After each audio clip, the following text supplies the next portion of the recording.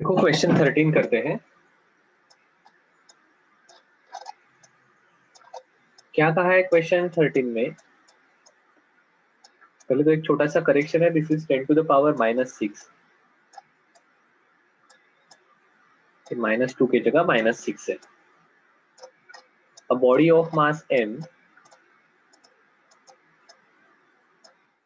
is attached to a wire of length 0.3 meter.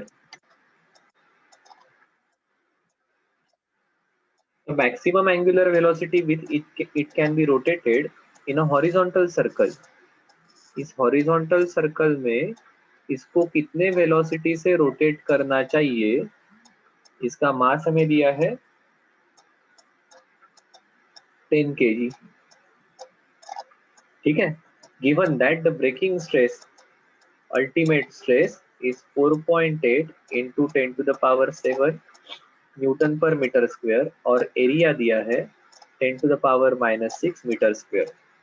अब देखो ये हॉरिजॉन्टल इसमें रोटेट हो रहा है तो definitely there is requirement of centripetal force. ठीक है। ये रहेगा m ओमेगा स्क्वायर r। ये फोर्स है तो स्ट्रेस आ जाएगा फोर्स अपॉन एरिया। ठीक है।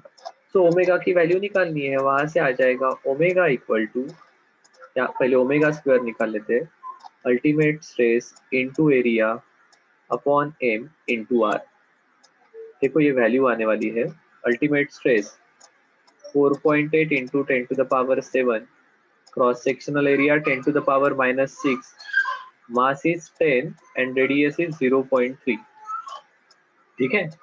अब देखो 7 -6 10 टू द पावर 1 ये चला जाएगा इस 10 के साथ। 4.8 अपॉन 0.3 इज 48/3 इज 16। तो ओमेगा स्क्वायर इज 16। तो डेफिनेटली ओमेगा की वैल्यू आने वाली है 4 रेडियन पर सेकंड।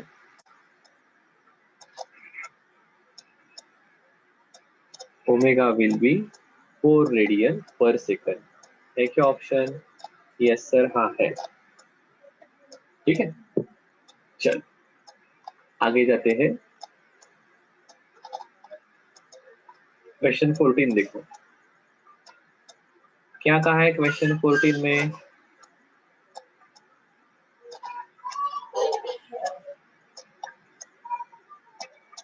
क्वेश्चन 14 में कहा है a rectangular bar 2 centimetre in bread, 1 centimetre in depth and 100 centimetre in length. कोई एक बार है जिसकी ब्रेड्थ है 2 सेंटीमीटर, डेप्थ है 1 सेंटीमीटर एंड 100 सेंटीमीटर की लेंथ है। Is supported at its end and a load of 2 kg is applied at its middle. If Young's modulus of material is 20 into 10 to the power 11 dyne per centimeter square, the depression of the bar. Option सभी centimetre में है। देखो ये depression मतलब deflection कितना होने वाला है। हमारा डिफ्लेक्शन का रिलेशन आपको पता है, deflection equal to load into length का cube upon 4y BD cube. हमारे केस में लोड है 2 kg इंटू जी। देखो ये मास है, लोड मतलब वेट mg आ जाएगा। हाँ, लेंथ है 100 सेंटीमीटर,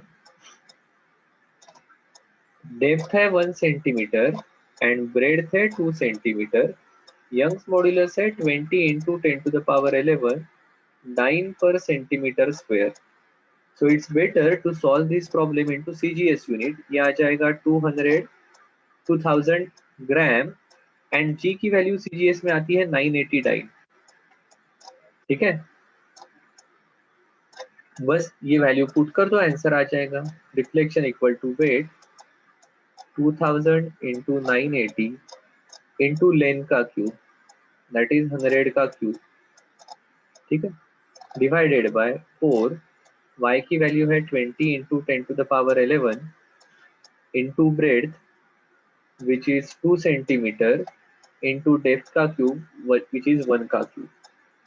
अब देखो 10 स्क्वायर का cube 10 to the power 6, 10 to the power 7 और 1 2 3 10 to the power 3, 10 to the power 3, 10 to the power 4 and 10 to the power 6। ये आ जाएंगे 10⁻10। ठीक है, अगर ऐसा है तो ये सभी 0 चले जाएंगे, सिर्फ यहाँ 10 बचने वाले हैं। ये 2 इस 2 के साथ चले गए। ठीक है, ये आ गया 98/200 इंटू 4 इज 800। ठीक है, this is almost 100/8, so that is 1/8। इसकी वैल्यू 0.10 हो गए 120, मतलब 2 जा 16, 125 के आसपास आने वाली है। ठीक है, देखो यहाँ से ऑप्शन सी अपने ऑप्शन से मिलता जुलता है। This is approximately equal to, तो आंसर आएगा सी। अब देखो नेक्स्ट क्वेश्चन देखते हैं, question 15।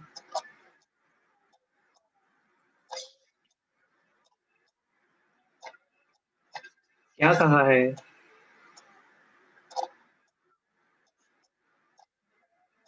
There is an iron bar of length L, cross sectional area A,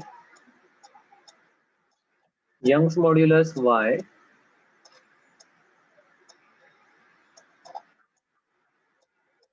and is pulled by a force F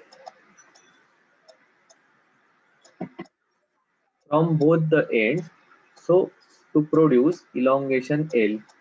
Which of the following statement is correct? ठीक है, अब देखो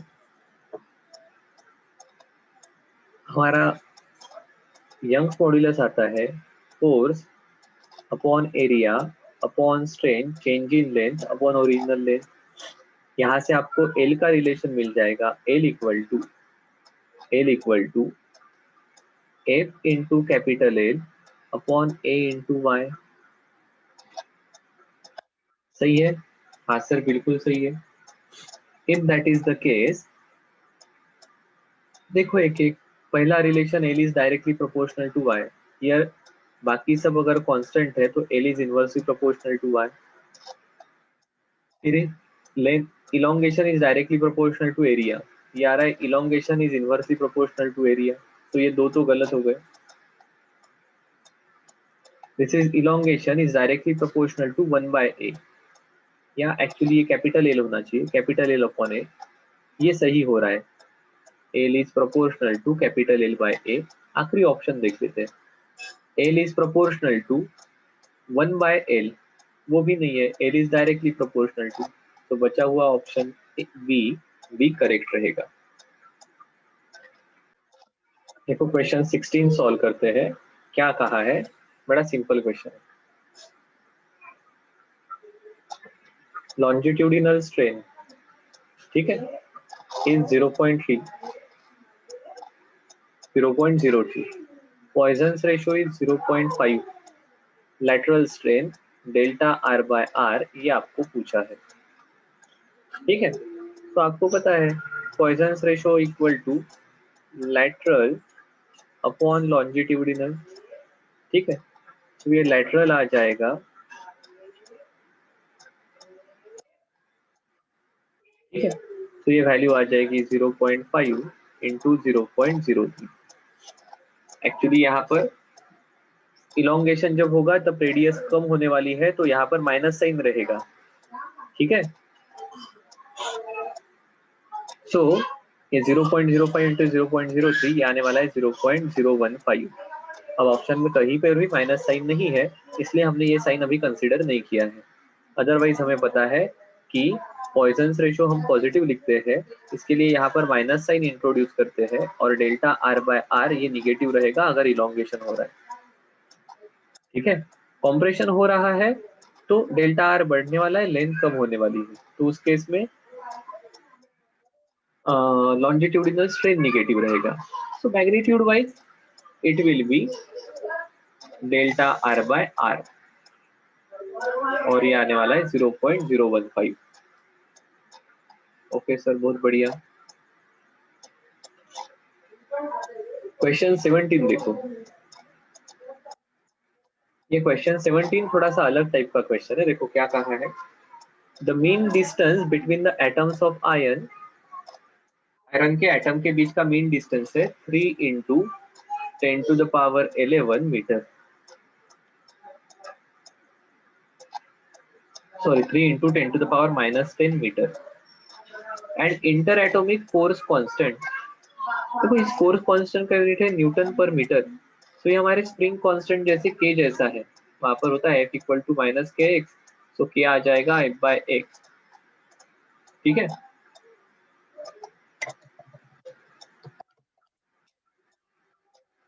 तो न्यूटन पर मीटर। ठीक है, तो वैसा ये फोर्स कांस्टेंट है के, और ये दिया है 7 न्यूटन पर मीटर। तो आपको Young's modulus of elasticity for iron निकालना है।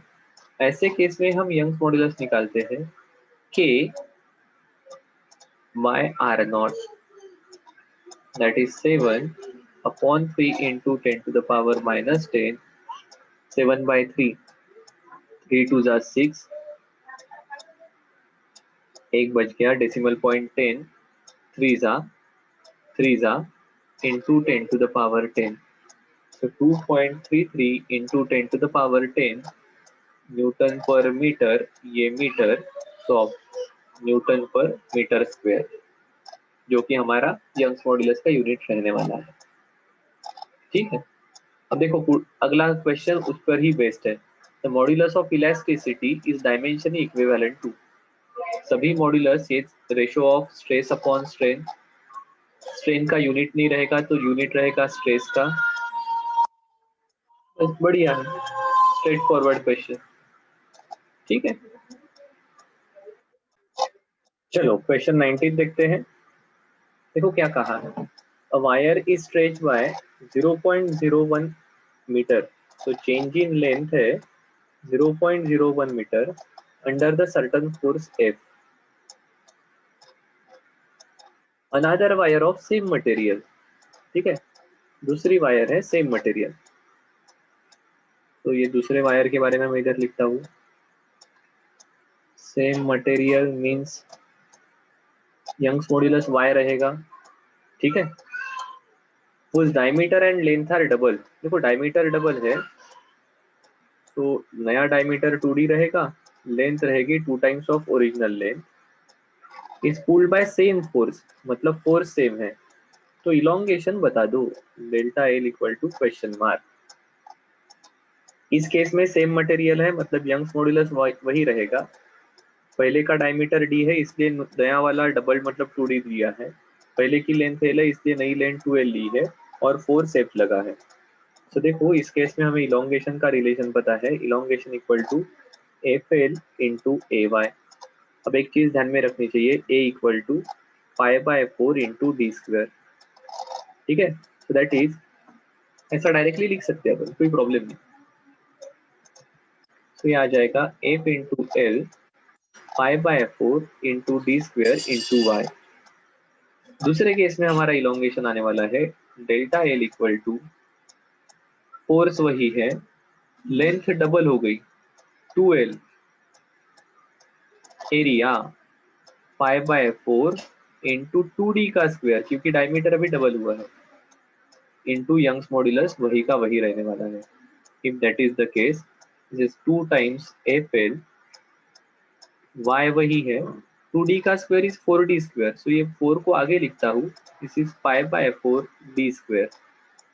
अब देखो ये F L upon pi by 4 D square into Y, F L into pi by D square into Y, ये पहले वाला इलोंगेशन है जिसकी वैल्यू है 0.01, एंड दिस इज 2/4 इज 1/2, तो नया इलोंगेशन हमारा आने वाला है 0.01 अपॉन 2, दैट इज 0.005। है क्या ऑप्शन? यस सर, बिल्कुल सही है। ठीक है, बहुत बार ऐसे केसेस में इस प्रकार से वैल्यू सब्स्टिट्यूट करना या रेशो ले लेना, कैलकुलेशन और प्रैक्टिस के साथ आपको ये तुरंत क्लिक होने लगेगा, आप इतने कैलकुलेशन भी करने की जरूरत नहीं रहेगी। ठीक है, जैसे ये एरिया भी, this area is proportional to radius का स्क्वायर, तो रेडियस डबल हो गई तो एरिया 4 टाइम्स हो जाएगा। एरिया रेडियस हाफ हो गई तो एरिया 1/4 हो जाएगा। ठीक, चलो आगे जाते हैं। क्वेश्चन 20 देखो।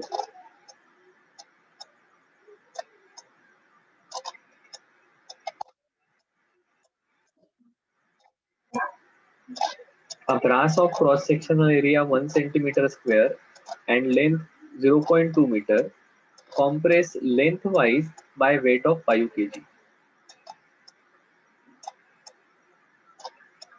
ऐसा कोई तो ब्रास का रॉड है, इसके ऊपर वेट रखा है 5 kg का, जिसकी लेंथ है 0.2 मीटर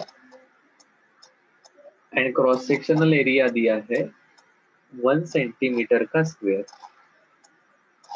यंग्स मॉड्यूलस दिया है 1 इंटू 10⁻11, जी की वैल्यू दी है 10, तो increase in energy of rod बता दो। तो increase in energy is stored as internal energy, it is half stress into strain, क्या दिस इज हाफ। देखो अब यहाँ पर हमारे पास वेट है, मतलब स्ट्रेस के बारे में इंफॉर्मेशन है, इलोंगेशन के बारे में पता नहीं है, तो better write elongation in terms of stress and Y. हमें पता है y equal to stress upon strain, तो स्ट्रेन हो जाएगा स्ट्रेस अपॉन y, तो ये आ जाएगा सिग्मा स्क्वायर अपॉन y। तो देखो ये आने वाला है half stress is force upon area, 5 kg ये मास है, वेट रहेगा 50 न्यूटन,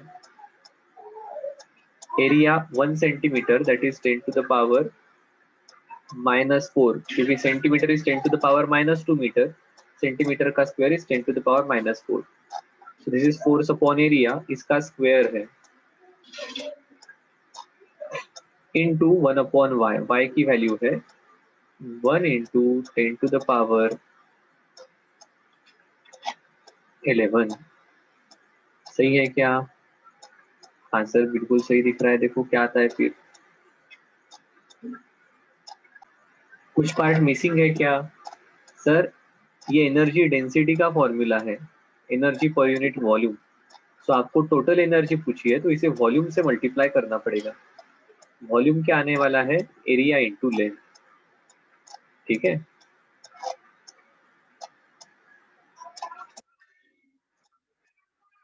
देखो एरिया है इसका 10 टू द पावर -4 और लेंथ है 0.2।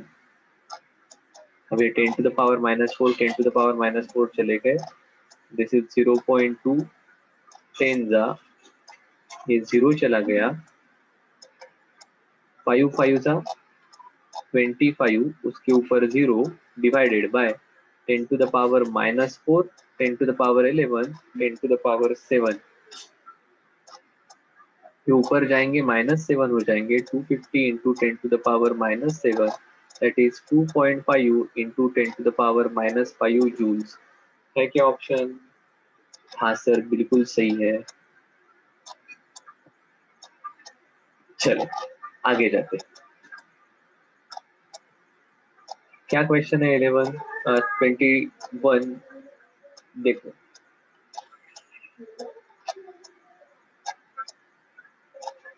Calculate work done, calculate work done if a wire is loaded by mg weight, so this is force and increase in length is L। so अभी हमने work done का relation लिखा था, देखो work done equal to energy stored equal to half stress into strain into volume. तो देखो half stress is force upon area, strain is change in length upon original length and volume is area into length.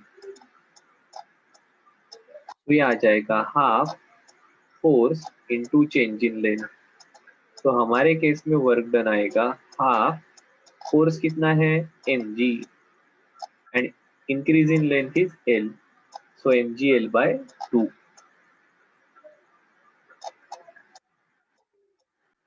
देखो question 22 करते हैं। Rubber ball is taken to a depth of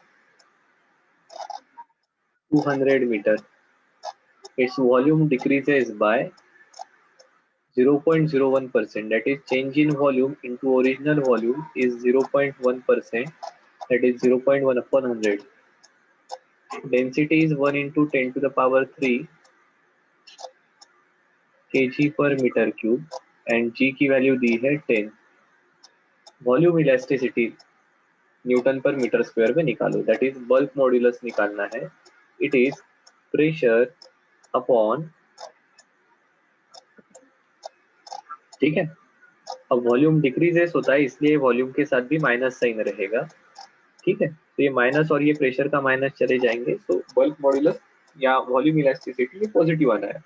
pressure इस case में आएगा rho G H upon delta V by V. तो rho कितना है 1 into 10 to the power 3, G की वैल्यू 10, एच की value 200, change in volume is 0.1 upon 100, ठीक है. तो दिस इज 1 अपॉन 1000, 1000 ऊपर चले गए, that is 10 to the power 3. तो ये हो जाएगा 1 into 10 to the power 3, 200 into 10 is 2000, that is 2 into 10 to the power 3. This is 1 by 1000, 1000 ऊपर गए into 10 to the power 3. So this is 2 into 10 to the power 9 Newton per meter square.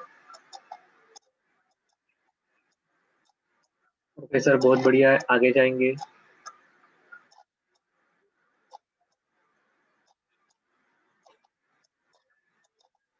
देखो क्या कहा है.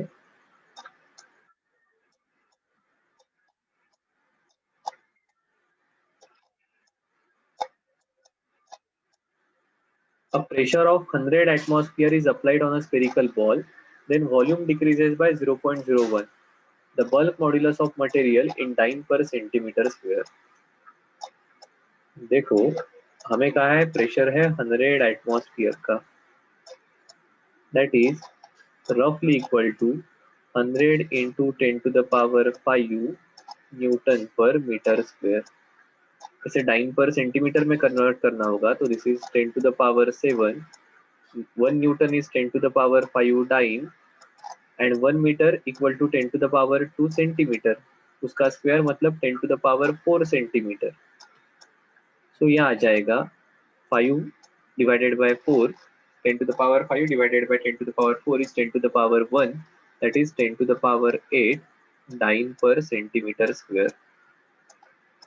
बाकी काम आसान है, bulk modulus equal to pressure upon delta V by V. Volume decrease हो रहा है इसलिए ये निगेटिव आएगा, तो प्रेशर है 10 to the power 8, change in volume is 0.01 percentage है इसलिए अपॉन 100. सो ये हो जाएगा 1 अपॉन 10 to the power 4, ऊपर जाएंगे तो ये आ जाएगा 1 into 10 to the power 12. सही है ना. ये ऐसा है 10 to the power 8, इसे ऊपर नीचे 100 से मल्टीप्लाई किया तो 1 अपॉन 10 to the power 4. ये ऊपर चले गए तो 1 into 10 to the power 12 dine पर सेंटीमीटर स्क्वायर. ओके सर, बहुत बढ़िया है क्या ऑप्शन. आगे जाते हैं, क्वेश्चन 24 देख लो. क्वेश्चन 24 बड़ा बढ़िया है. क्या कहना है इनका. There is 2 metre long rod.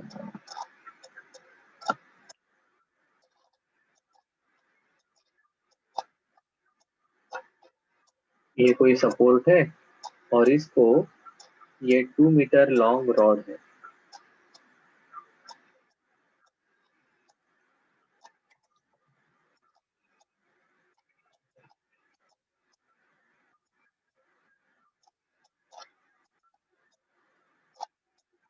ठीक है, इसकी रेडियस है 1 सेंटीमीटर. सो नीचे से देखा जाएगा तो ये इस प्रकार से रॉड का एंड है, अगर यहाँ से हम देख रहे हैं, और ये इसकी रेडियस है. Given a twist of 0.18 radian, 0.8 radian. So ये 0.8 रेडियन से ट्विस्ट हुआ है, ये थीटा. सो आपको कहा है शियर स्ट्रेन डेवलप. तो देखो इसकी ये जो लेंथ रहेगी 2 मीटर, इस 2 मीटर में जो ट्विस्ट आ रहा है, सो लाइक ये वाला जो पोर्शन रहेगा शुरुआत की, ये जो वायर है ये तो इस पॉइंट पर फिक्स रहेगी, पर इसे ट्विस्ट देने के कारण ये इस प्रकार से ट्विस्ट हुआ है। ठीक है, सो ये जो ट्विस्ट आएगा, इसकी लेंथ अगर x है, तो क्या ये x की वैल्यू मतलब ये वैल्यू रहेगी,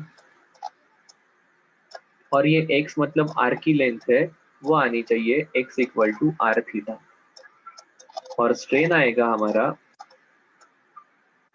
x बाय एल। ठीक है, कितना डिस्प्लेसमेंट हो रहा है, कितने लेंथ में है।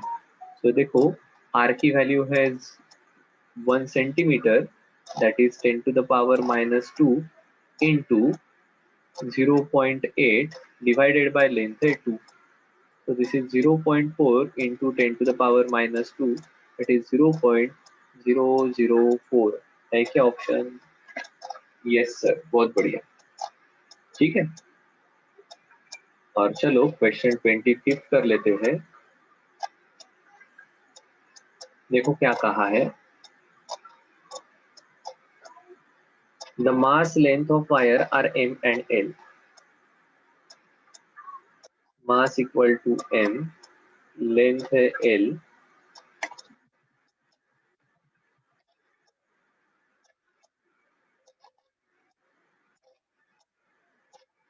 The density is d, force apply किया है F एंड इलोंगेशन है L।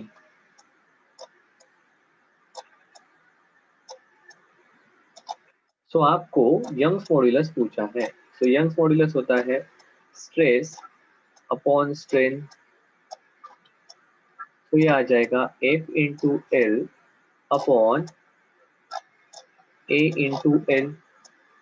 अब देखो यहाँ पर एरिया के बारे में कुछ भी नहीं कहा है और डेंसिटी के बारे में बताया है। सो देखो डेंसिटी होती है मास अपॉन वॉल्यूम, और वॉल्यूम वायर के लिए रहेगा एरिया इंटू लेंथ। तो यहाँ से एरिया आ जाएगा, डेंसिटी का सिंबल डी है ना, तो एरिया आ जाएगा m upon D into L. ये वैल्यू अगर यहाँ पर पुट करते हैं तो this is F L, area की वैल्यू आ जाएगी m upon D into L into छोटा एल, तो this is F into L into D into L upon m into छोटा L, so this is F D L का square upon M L, है क्या sir? Yes,